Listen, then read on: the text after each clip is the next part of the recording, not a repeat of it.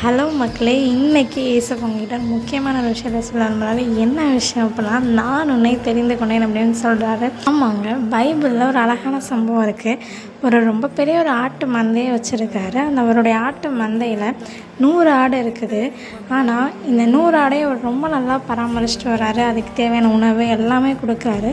ஆனால் ஒரு நாள் என்ன அப்படின்னா, ஒரு ஆடு அதுலேருந்து தொலைஞ்சு போயிடுச்சு. அந்த ஒரு ஆடை தொலைஞ்சு போயிடுச்சுன்னு தெரிஞ்ச உடனே அவர் ரொம்ப துக்கப்பட்டு அந்த ஒரு ஆடை தேடி அவர் போகிறாரு.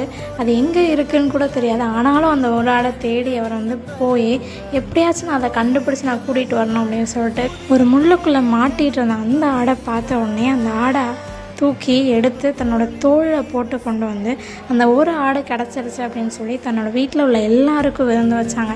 இதே மாதிரி தான் நம்ம என்றைக்கோ ஒரு நாள் பாவத்தில் இருந்தப்போ ஏசப்பா நம்மளை தூக்கி எடுத்துகிட்டு வந்தாங்க. நம்ம மறந்துட்டோமா இல்லை அப்படியே தான் இருக்கிறோமான்னு இன்றைக்கி யோசிச்சு பாருங்கள். ஆமென்.